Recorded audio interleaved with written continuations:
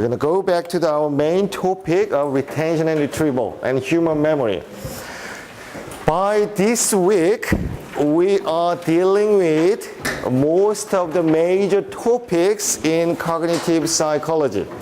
From next week, most of the topic is a little bit vague, cloudy, okay?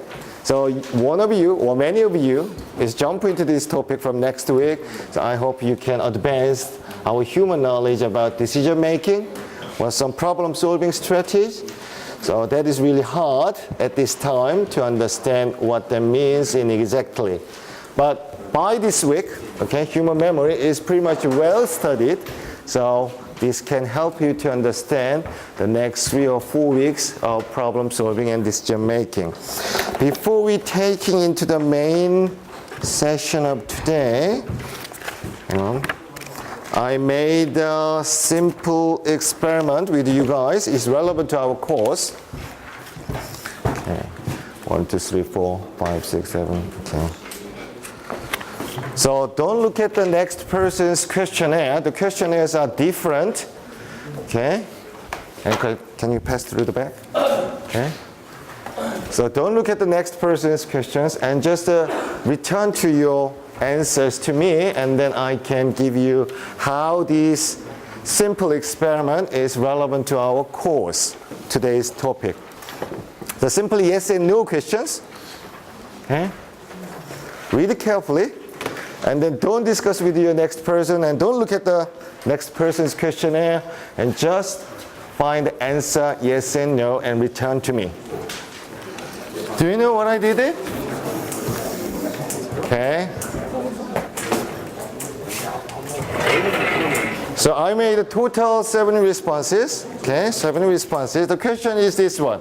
These 2 lines, 2 columns of group of people have heard from this questionnaire a 65 years old relative of yours suffers from a serious disease and it makes her life miserable but does not pose an immediate risk to her life. She can go through an operation that, if successful, will cure her. However, the operation is risky. 70% of participants undergoing survive. Okay? 70% will survive.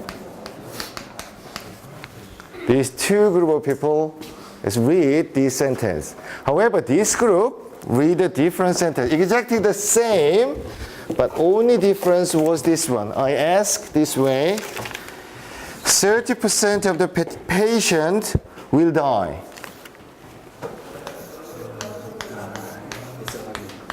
Okay? So I calculate simple yes and no response.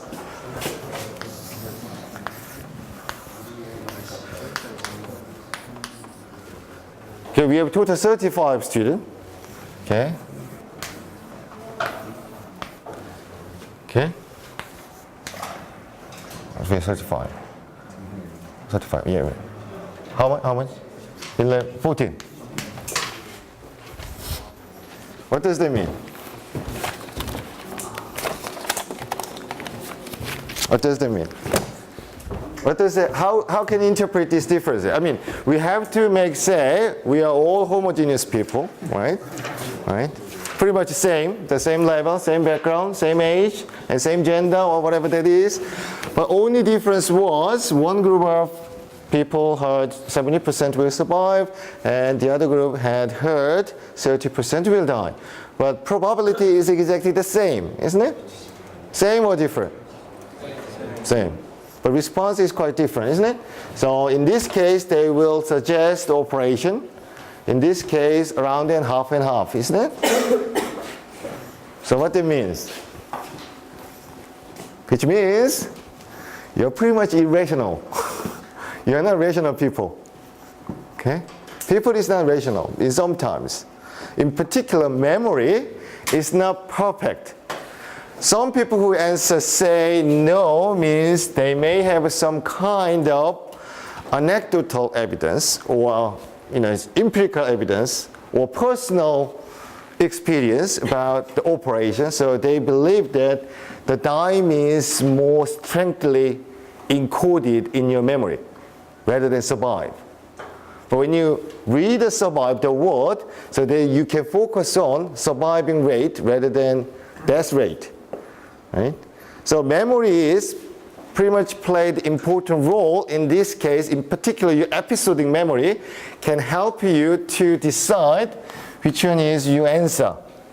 So memory is depending on your personal experience as well as your personal interpretation, which means it's not exactly something we are expecting from the real world. We are not remembering exact things. We can't hold it everything in here. We are making some interpretation. Oh, sorry. Something in here. Okay? In a different format. We are not remember everything in here. We are reinterpreting something, some fact in your personal way. Who made this experiment? Tversky and Kahneman, the 2002 the Nobel Economy laureate. So they made the first behavioral psychology. Behavioral economics. So from that point is they decide, they're arguing that people may be pretty much irrational and the memory in particular would not be helped to decide your personal decision. So how this one is linked to our course? Say, now when you have a certain knowledge or information in here, it's time to retrieve, to do something, isn't it? If you want to use a microwave oven, okay, or the mobile phone, anything, you have to use it. So you have to retrieve some knowledge from your memory. Okay, so point is how this happens in our memory structure. Okay, that is the main things. So we had many experiments in here too to identify two major theory. One is decay theory, okay, decay. And the other one is interference. Two competing theory in memory retrieval.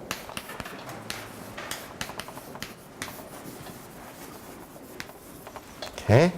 The first one is we are dealing with decay theory. Okay. That's what I'm saying. Okay, some fact is much strongly encoded. The first one is the main question by the cognitive psychologist was, are we forgetting information or just retrieval failure? That is fundamentally different. The key difference between one is forgetting means totally get out of the, removed from your memory, and the other one is, okay, if that is a retrieval error, it means the memory hold up some of the information in here, but they cannot get out. Two different. One is forgetting means totally get rid of from here, and the other one is they are in here, but we cannot get it out. We don't know how to find out from some our memory structure. Okay? Okay, that was first question. So Nelson, 1971 and 1978, he made a really interesting experiment to identify people does not forget information. If you put information in here, that is still there. Only we cannot retrieve it.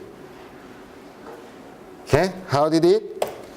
Like this one. What he did is very simple experiment like this one. In the day one, they recruit a participant and they train them with heaps of number and word. Okay, they have to memorize it, the whole list. Okay, pretty much many. 43 dog, 21 tiger, there is no meaning of number, but they have to memorize every list. Get it? For example, 100 list. They have to memorize everything. Okay? Get it? Get it? Easy peasy. Lemon squeezy. Okay? Get it? Okay? And then, sometimes later, some people forget about these things, right? Of course, there is 100 number of list, the paired list, but sometimes later they forget it. Okay? 70%, for example, 70% is forget about the list. They cannot make whole list recalled. Right? And then The point about this experiment is the people who forget this list, okay, those who forget about this number and the word, they had retested it. In this time, in week 1 or week 2, they gave a same list or different list. Okay, you get it? Yeah. After some times, okay, they just recalculated how many words they can recall. Some people who haven't changed the word list from the beginning, they can much highly recall the list. Okay? Otherwise, okay, this one.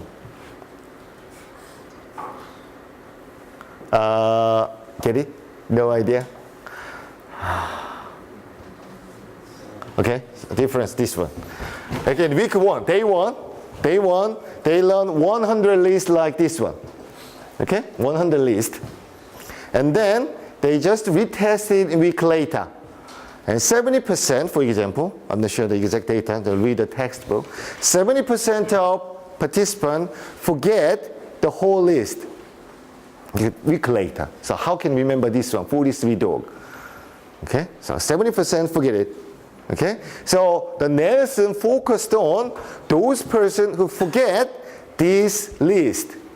Okay, and for these people, for these 70 people, okay, 70% of people, they re-educate in week 1. Okay, half of the participants learn the same thing with the original list. The other half is different things. Okay, oh, this one is same and this one is different thing. Okay, the idea is this one. If people forget the things, okay, forget, the difference is this one, forget or decay. Okay, forget or retrieval error.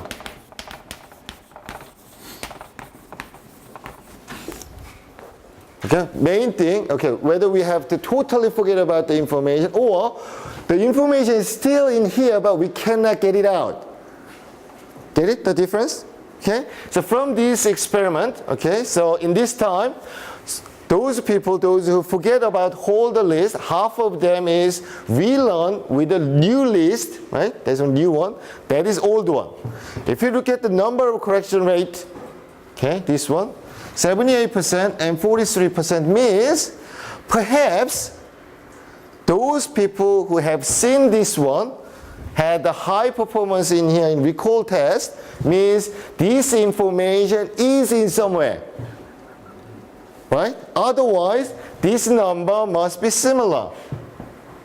Because at this time, we know that these people whole forget about everything. They cannot recall it, right? But after 2 weeks, because this information, 43 dog, is still in our brain, so that is much highly performed in the recall test in this time.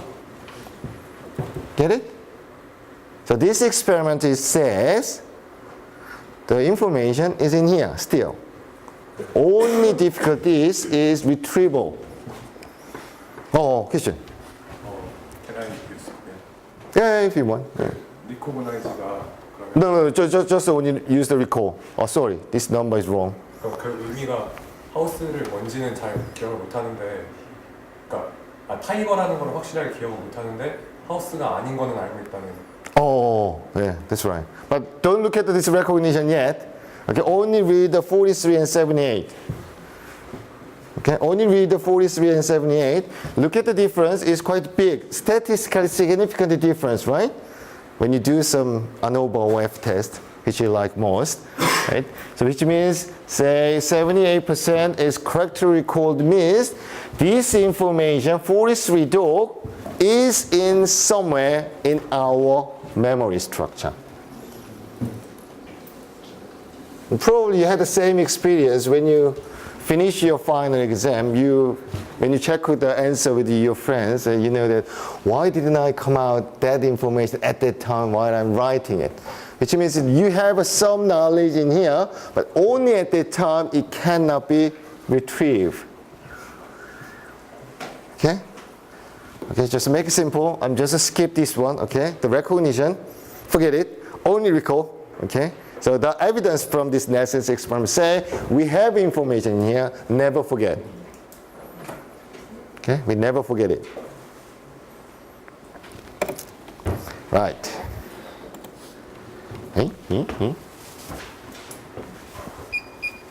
Okay.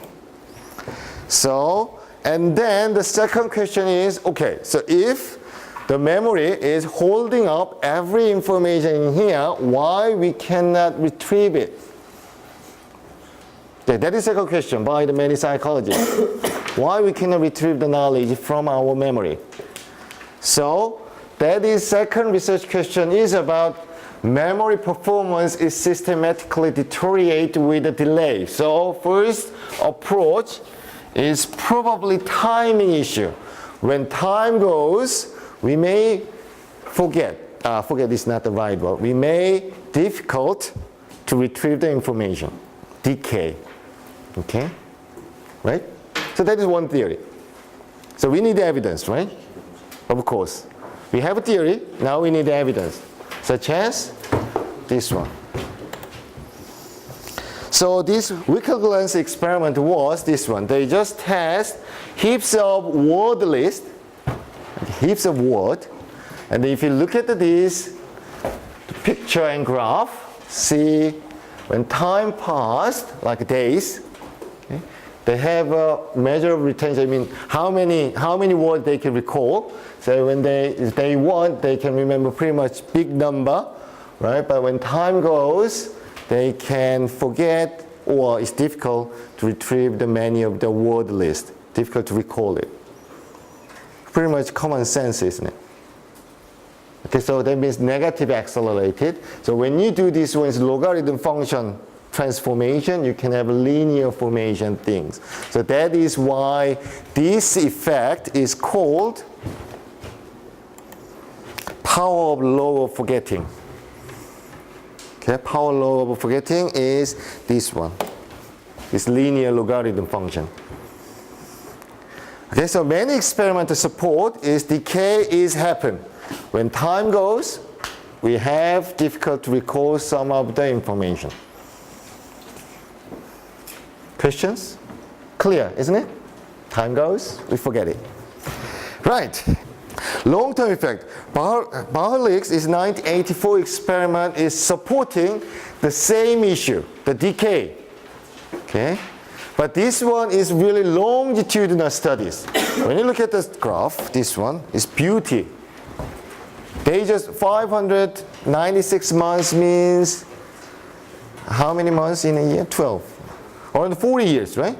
They just had the 40-year studies how the decay happens. Whether the decay function, the power law of forgetting, is still applying in our long-term lifespan. 40-year studies. Beauty, isn't it? Can you do that? 40-year study. When I have this one, kind of, so that is kind of like function. The similar function with our decay function we did with the weaker gland. The point about this one is they made different things. Okay, this experiment is done to remember Spanish word, right? This experiment is running, okay, memorize the Spanish word. So some group had only one Spanish course. Okay, and second group has 3 courses on Spanish course, and the third one is 5 courses. Okay, depending on their number of courses, the decay function is same pattern, but impact is different. Test score is much higher, which means what? The person who had the 5 courses had a stronger encoding in our memory about Spanish word. Which means if you have studied more, okay, for your final exam, you can have a high performance, right? So that is proved by this Baruch's experiment. Okay. So likewise, the gravity negative acceleration still happens for our lifespan, and that is what I did last week, mentioned about crystallized intelligence. Crystallized intelligence, don't you remember that? So our lifespan, the working memory is really peak at your age, right? When time goes, okay, okay, that is slowly declined in terms of crystal knowledge. So elder people had a high level of crystal knowledge, okay, but in the peak time is fluid knowledge is younger people had a higher fluid knowledge. That is also supporting that kinds of things. Right, okay, decay function. So, but we need another theory. So some other people say decay theory doesn't explain many things happen in our memory retrieval. So another approach is interference, which means new information interfere with the previous information. So idea is this one. That is our memory. If that is our memory structure, okay, all the information in here. If the new information comes in, that is gone. So that is replaced by the new one. Pretty much simple mechanical approach is interference. Of course, interference theory doesn't say like replace, but interfere it. Okay? So slightly different perspective by decay theory and interference theory, right? You get it, the difference? Get the difference? Okay. Now, how they prove their theory is right. They made experiment, heaps of experiment. Okay, forgetting occurs because in particular Brown's 1958, so forgetting occurs because recall of certain word interfere with recall of other word. So I made an experiment. This one is not covered by our textbook because our textbook is really hard to understand the interference theory. So I made 4 different examples such as this one. So we have heaps of list of letter. KBF is only snapshot of the whole list. Okay, so I gave a whole the list, heaps of letter. And then I ask you to read backward from Y. Y, X, am I right? Y, X, what is it? W? Okay, so that kind of thing. So when I ask at the same time, you have to recall this one at the same time with this one. That is one condition. Okay, and second condition is this one. The same list, but count backward by 3 from 612. So 609, 607, 606. Okay. I'm really bad at math, so okay. That kind of thing. Okay. So see how it happens. So if the interference theory is right, which one could be deteriorated in terms of recall performance? This one or this one? 태화, 이태화, get it? Okay. Which one is bad outcomes? Worse outcome. This one or this one? If the interference theory is right. Interference theory is this one. Certain word interfere with recall of other word.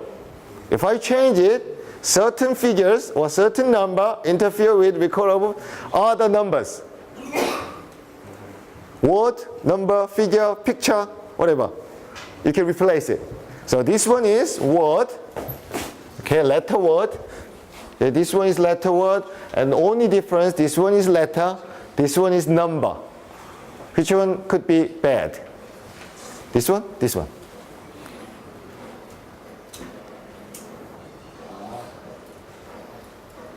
Number 1, number 2. Yep. Because number 1 is bad because the same format, right? So this one is letter format. And then you have to also retrieve some of the information from the letter word, your letter. But this one is from number, right? Interference is if the format is similar, they are interfering, the blocking, the recall. The same wise, they have tested this one. So 75Y and from Y and 375 from 612. This one is much harder to recall than this one. So that is kind of proof of interference theory. So when the same format of information given to you, so you have a difficult to recall the right information because that is interfering it. Okay, there is no timing issue in here, but decay has a timing issue, but interference doesn't have any timing issue, only looking at the types of information. Get it? Good. So that is graph, which I made it. If the interference theory is right, so we have to find another effect, which means fan effect. The increase in reaction time related to an increase in the number of facts associated with the concept. And Anderson made an experiment in 1974, such as this one. That is Anderson's experiment. So they have 24 sentences like this one. The format is the person in a place. Okay? The first question, the first statement was the doctor is in the bank. The second one is the fireman is in the park. Third one is the lawyer is in the church and the lawyer is in the park. I put the numbers in here, which means the lawyer happens in this list twice. Okay? So we have 24 sentences. The lawyer come up, hold this list twice. Get it? Okay, right? And number one means the place is happened only one time in this whole list. Get it? So, what do you think? So when you have to recall the information, if the interference theory is right, which sentence could be much harder to recall? Number one or number four? Yes, that is fan effect. When you have a many fact to recall, if that information is linked, closely linked to many link fact, it is harder, which means they support interference. Isn't it? Am I right? Because that is interfered. We have too many lawyers. Okay, two sentences. Okay, doctor is only once. So the new information is interfered with all the information. Seungmin, you get it? Yes. Okay. Right? The fan effect. Okay, the increase in reaction time relates to the increase in number of facts associated with the concept. So Anderson, okay, the increase in, okay, same thing? Oh, sorry, I mean pretty much the same thing. Okay? So what you have to get it is, if interference theory, so supported by this fan effect. So, we have outcomes. Look at these two number. These two number. So when you have only one location and one the person, they have reaction time is 1.11 second. But when you have a 2 and 2, so which means interfere, it can be interfered, has a high responding time. So this Anderson experiment also support that interference theory. Okay. So next question is by Anderson. Okay, Anderson did too many things, that's why. So Anderson has also made a similar experiment with a real example. That is funny thing. So now that is come closer to our memory structure is really weak. Okay, for example, this one. Okay, can the fan effect have the same effect with the real information, like interference with pre-existing memory? So previous experiment is done in the laboratory, right? So Anderson is also interested whether that happens in real world with previous knowledge of human have. Okay. So he made an experiment. I mean, this one is the example. Okay, this one is the example. I'm just trying to make you understand easily. So they have made heaps of different sentences. Okay, many of them is factual fact, the real thing. The winter is cold. And they also gave a fantasy world true, which means they have to memorize this whole sentence. Okay, the list of sentences, and one of them is true in this experiment. Okay, like winter is warm. Of course, it is not true in real world, but they believe this one is true in the experimental session. They have to memorize it, such as Ho-Kyung is genius. That is wrong in real world, but I just let them believe I'm genius, right? Okay? So that is heaps of list. Okay? And let's see their responding time. So that is a real information. I mean the real fact. You already have it. And this one is, this one. This one have experimental true. Ignore the first one. Ignore the first one. That make you a little bit harder to understand this graph. So only look at these two lines of graph, the bottom one and middle one. When you look at the responding time, okay, this one is much faster, isn't it? Because that is real true. Winter is cold. Second one is Ho-Kyung is genius. That is true in the fantasy world. This experiment says when you have to recall if that information is real information or you are pretty much or open to see this information that is believed much quickly recalled, much faster. Boring? Boring, Youngjun? No? Exciting? Okay, you get it? So which means fan effect happens in the example with the real world. Okay, so material learned in the laboratory can interfere with material learned outside of the laboratory, which means the real world. Okay. However, only limitation about interference theory is redundancy. Okay, so interference, okay, for example, interference means if you have more fact, you have to memorize it. That has a more chance you can be interfered. To avoid this one, we can do some extra information to the user, which means redundancy. Doubled information. Likewise, this one. So this experiment is very simple. Okay, we have single fact. Newton became emotionally unstable and insecure as a child. And the second graph is we have two sentences. Okay, John Locke felt food were unwholesome for children, unhealthy for children. Locke had a long history of the back pain, okay, which is irrelevant. So you are not knowing much about the John Locke, right? Okay, but I mean Mozart is much closely relevant. Likewise, Mozart wanted to leave the Munich to avoid the romantic entanglement. Mozart was intrigued by the music development coming out of Paris. Okay. The first one is single sentence, and second one is two sentences with irrelevant fact. Two sentences doesn't make any relevance. The second one and third one is two sentences, two fact, but these two sentences has a relationship. Isn't it? Mozart wanted to leave Munich to avoid romantic entanglement. Mozart was intrigued by the music development coming out of Paris. Two sentences has a relevance. Get it? Right. Oh. So what happened is this one.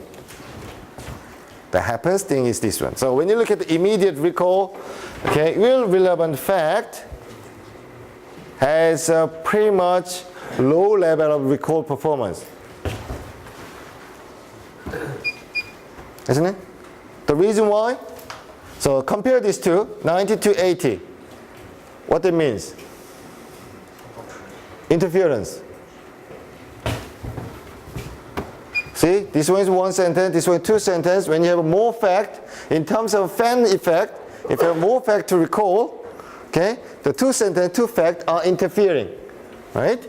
So, which means, if you compare these two, irrelevant fact can give us interference. Get it? Look at this one, 73. How this happened? And look at this 94%. How this happened? If you have two information are relevant, we don't have any interference effect. The reason why? Each information supporting each other. That's why we have icon and label. Huh? In your mobile phone, you have icon, isn't it? And then underneath it, what is it? The label. That is redundancy. Okay, redundancy help what?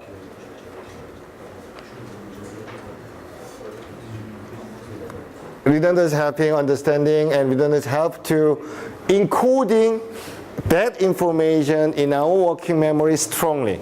So there's strong encoding power when you have a redundancy. Okay? You get it, Irwan? You understand it? Okay. Okay. Okay, so that is outcome from the experiment. Say learning redundant material does not interfere with the target memory, and that even facilitate the target memory. So redundancy help people to understand the information much easily.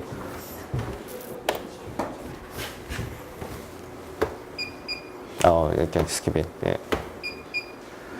So another things about this 1972 experiment is when people cannot remember a particular fact, some of the cue can help people to record it. So in week 6, I mentioned that we have some experiment called cued recall test, right? Cued.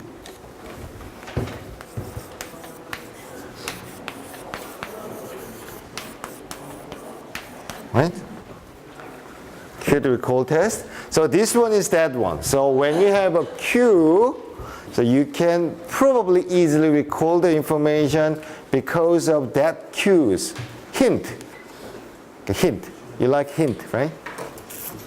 Okay. Like this one. That is really hard. Oh. Okay, this experiment is done like this one. Okay, in the first experiment, they gave this sentence. 3 turtles rest on the floating log and a fish swam beneath them. Okay, they studied this sentence. Get it? Get it? The first sentence, read the first sentence. 3 turtles rest on the floating log and a fishy swam beneath them. Get it? You can imagine it? Okay, right. When they study this one, okay, and sometime later, they tested it with this sentence, asking whether they have seen this sentence or not.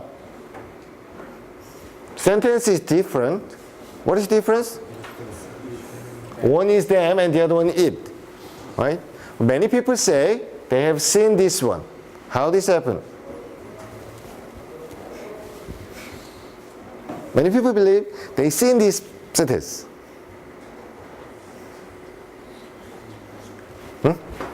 Anybody knows it? Okay, previous one. We have a hint. Okay, retrieval and cue. Okay.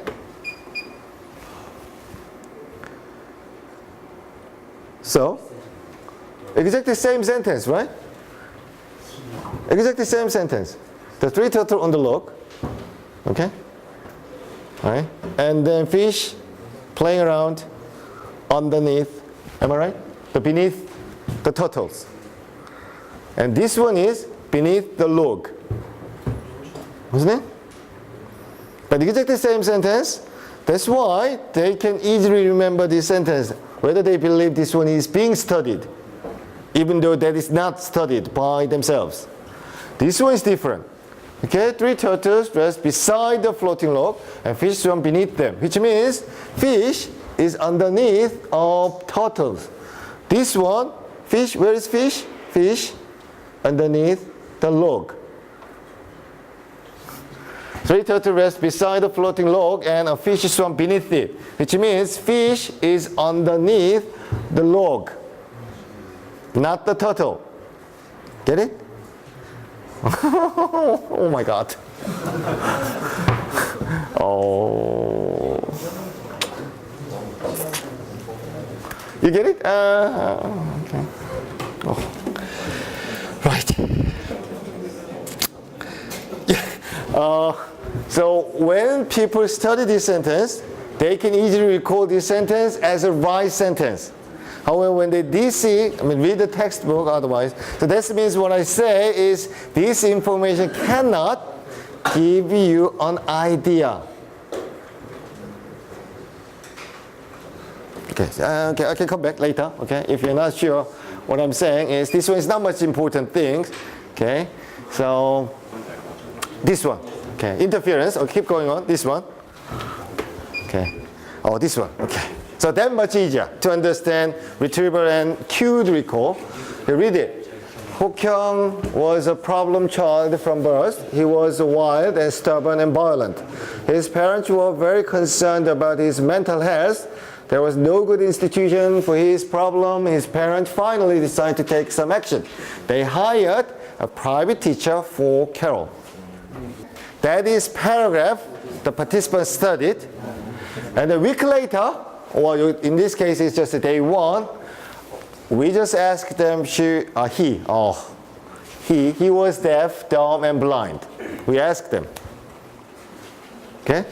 And then they say, no.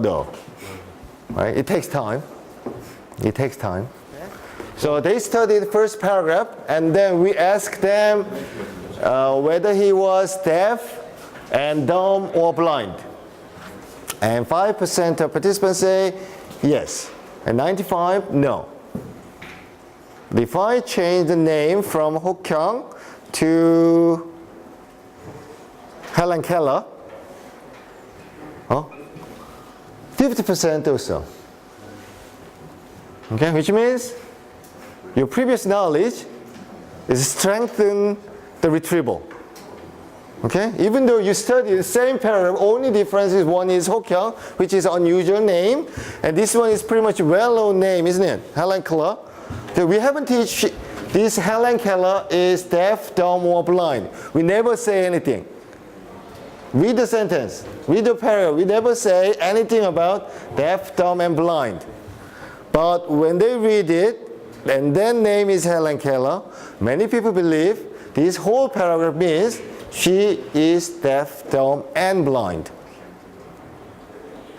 Implication from this study is our memory is really weak. Our memory is trying to reinterpret all the facts by your personal way. That is an interesting thing. Say, our memory is not perfect, which means we have to support them. If you're a designer, information designer, okay, this one is kind of constraint. People cannot recall the right information, so don't rely on users' recall to carry out a particular task. Nuclear power plant disaster, right? Aircraft disaster, all things this happen from we designer made the whole system, ask people to recall the knowledge. Memory is so weak, likewise. Only difference is name, but they believe they have seen, looks like they study this one. Isn't it? So that's why we need the information design for these memory problems. So that is plausible retrieval. That happens things. Okay, we are retrieving not exact fact, we are reinterpreting all the knowledge from our memory to looks like we believe that is right. Okay? Look at this one. The same thing, same interaction effect, this one. Oh, sorry, this one is Helen Keller. The idea about this experiment is similar with the previous one, but they just change, they just checking the response time. In the very first day, when they study this whole paragraph, okay, they are very slow to responding she was deaf, dumb, and blind because they are interfering with the real fact. Okay, when they study this one, okay, right, Helen Keller, okay. The paragraph doesn't say she is dumb, so they are very slow. It takes time. When time passed, they just believe, that is Helen Keller's story. So she's definitely dumb, blind, what is it? The deaf, right? I did this one, so this graph, this one. Exactly, there's two different lines in here, okay? So when you look at the exact recall, which means reaction time is increased in terms of time. Okay? Exact fact is decayed. And then we compromise this exact fact with plausible interpretation. Plausible means in Korean is 그럴듯한. We just make a story, right? Plausible story. So we can't recall the exact fact, so we compromise with what? Your personal interpretation. In the previous example, okay, this one doesn't say anything about she is deaf, dumb, and blind, but when time passed, like 5 days later, when I ask you, is Helen Keller is deaf, blind, dumb? And they say, oh, yes, much faster, because exact fact is gone, now it's gone, and then plausible, your personal interpretation is remained. So you can easily say, oh, she is deaf. Which means your memory is not perfect. Your memory is really weak. So another example, we have hips. Okay. This one. Okay, there are 4 facts that we studied them, like Blake fell in love with a charming lady called Alice. Blake gave a bunch of flowers for Alice's birthday. Blake kissed on her cheeks. Blake had dinner with Alice. This one is 4 sentences they have to remember. And then we ask them to whether they have seen this sentence or not. The number 1 we have in here. Number 2, we don't have it. We don't have this sentence. There is charming lady. That is different. Adorable girl. Okay, number 3, we don't have this sentence. Isn't it? When they ask them, many of them say they have seen this one. Number 3. Reason why? Because to buy a flower, to give a bunch of flower, they have to buy it. So even though that is not the fact we have studied, people are reinterpreting this whole fact by your personal way. That happens most of bad decision making. So we will handling this decision making process in week 11. So why people make a wrong decision? Because we trust too much on our memory capacity. But our memory is not much good or much reliable.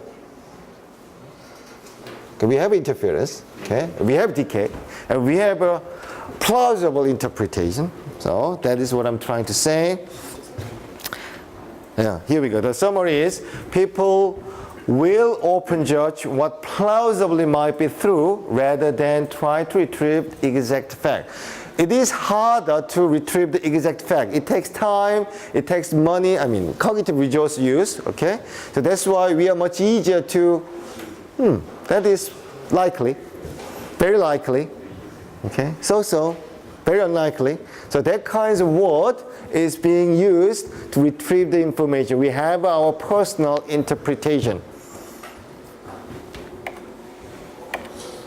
So plausible inference is widely being used in information design, in particular user experience design in HCI, or information design is plausible interpretation is being used, in particular marketing.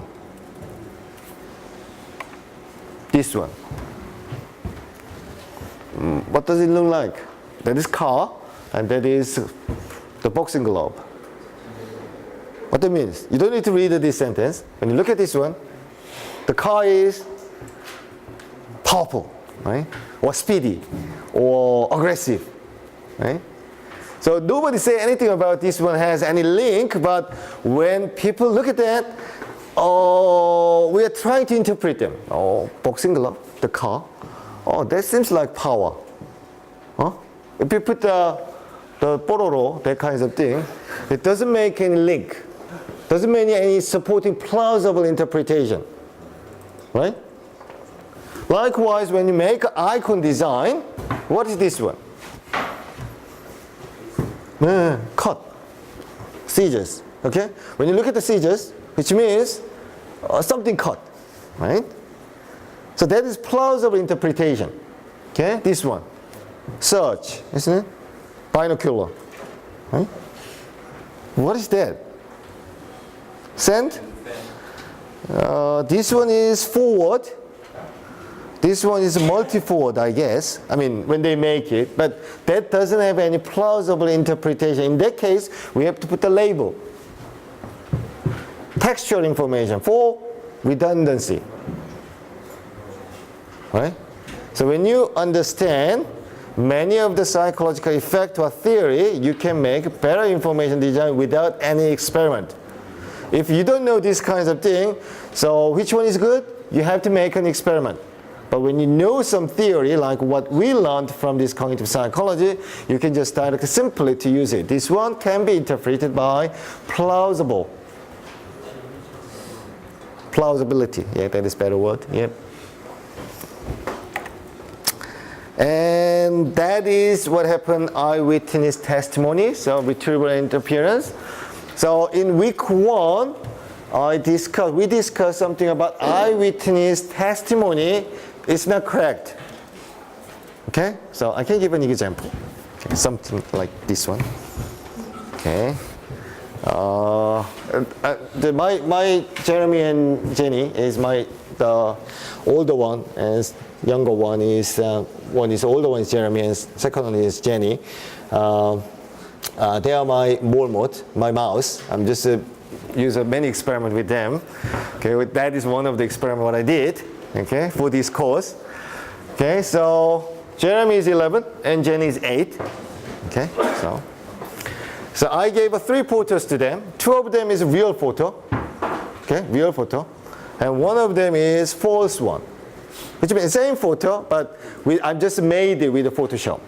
Okay, with the Photoshop.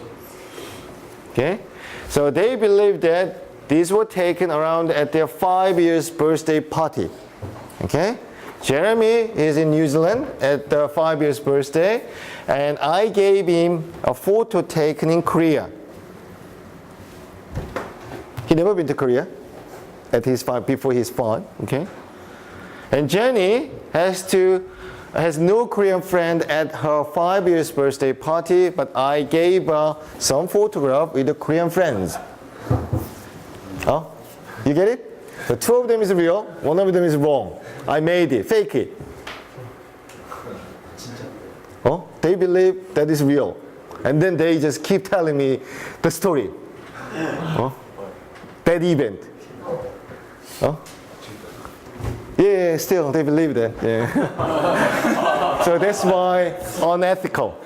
So this kind of experiment is done in 1970s and 80s, but this one cannot be done anymore because it's very unethical. But I am their parents, so I have some kind of right to do something. So I just used my Jeremy and Jenny. So that is things. Both Jeremy and Jenny and Jeremy recalled the event and told me the details. So how weak our memory? So if we say, whether have you seen something like a testimony, the eyewitness testimony, such as, have you seen Jaehyun killed Yongjin? Something like that. If I'm the policeman detective and say, Jaehyun killed Yongjin, have you seen it? Yes. Yeah. Oh, yes. Why not? Something like that. So that when we give a strong influence to the eyewitness, they just give you the right answer. Just answer. Right? Do you know what I'm saying? So eyewitness testimony is really weak. So that is kind of thing. So our chapter is saying eyewitness testimony is because we have some errors from eyewitness. People tend to retrieve the inference information rather than actual fact. Such as like this one. You are the eyewitness for the car accident, right? But you don't know which car has a main fault, who is the blamed for. But when I ask, okay, there are 2 cars. One is Ferrari, and the other one is Morning or Tico or small car, like a smart, right? Small car. So, and then eyewitnesses never know who had to be blamed, but probably many of the eyewitnesses will say, which one? Ferrari because they passed. Even though that accident is happened because of this small car, many of us will say Ferrari is a problem. That is eyewitness problem. So the eyewitnesses are often inaccurate in the testimony they gave. So subsequent information can change a person's memory of the observed event. Experiment by the Loftus was kind of this one. When you interviewed some people, you can influence them. So you can influence for them to responding based on your suggestion. Unethical. False memory syndromes. So one of the techniques we just mentioned that previous slide, and this one, virtual game. False memory. The good things about games is this one. You can learn the experience from the game. Even though you can't drive it, you're really good at the driving in the game, right?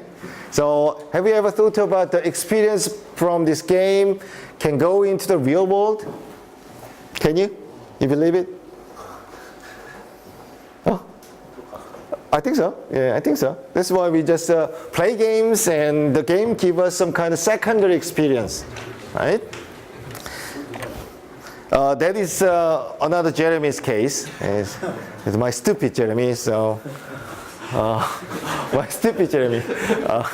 I haven't seen you for the last 4 days. So, Jeremy's never played table tennis, but he believed that he did this game really well because he believed he had learned table tennis before.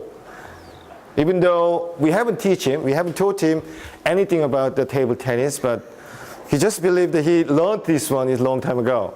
That's why he's really good at this game. Likewise, experience on the virtual games can be realized in the real world and vice versa. It happens. I don't know, there's no need to be more studies, so our research team is doing these kinds of studies too. Okay, that is question. What I'm saying is like heaps of things. Can you distinguish the things that we have really experienced, which is real experience, and something done before? And the game effect lasting as a real experience, or aggression or learning effect from the game can really happen into the real world. That is kind of issue. Our research team is doing some research project. And the last one is context.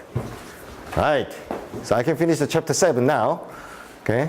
That is final topic about context. This one. So when we recall the information, context can give us some hint, such as the Gordon and Baddeley 1975. This experiment is very simple, but it's still controversial, which means sometimes true, sometimes not. So controversial means something debatable outcomes. This one. So the word for the dried environment, something like what? The sand. And the mountain, or that kinds of thing. So that is list of this one. And under the sea is like seahorse, fish. Okay. So they have heaps of list on about this onshore stuff, and heaps of list about under the sea list, the list for the under the sea, the English word. And then they tested it, recall testing. Say that is controversial. Don't believe this one too much. So when they trying to remember the dry word, okay, they need to be remember the dry word. When they have environment is dry, they can have a better recall performance. So under the sea list, the list for the under the sea is when they in the wet environment. That is controversial. But idea is this one. Context may give us some of the hint to learn something. That's why what I did in many times, context-based learning is I made a couple of experiments and a couple of articles about how the context can give us some knowledge, better understanding, better recall, better knowledge performance, learning performance, what I'm saying. So one of the things which one of our research team is doing is like, what is this one? Morning audition English. The audition English can give a context, like you are in Central Park right? So you playing around the Central Park and then you learn English at that context. Because that context can give you some of the hint to recall that particular English sentence. So that's why the learning outcomes can be improved by the contextual cue. Still controversial, that's what I'm saying. So we are not clear yet whether this context can give us really helpful information or not, and what kinds of contextual information is needed, we are not sure yet. Nobody knows. The computer scientists believe physical environment or emotional environment is needed, but other approach is also needed to understand what the context means. So that one of our research team is submit articles, Contextual Effect. Okay.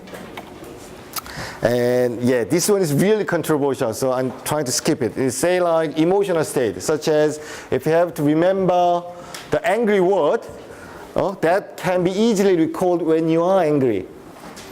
When you're happy mode, you can retrieve the happy mode English word, or the word.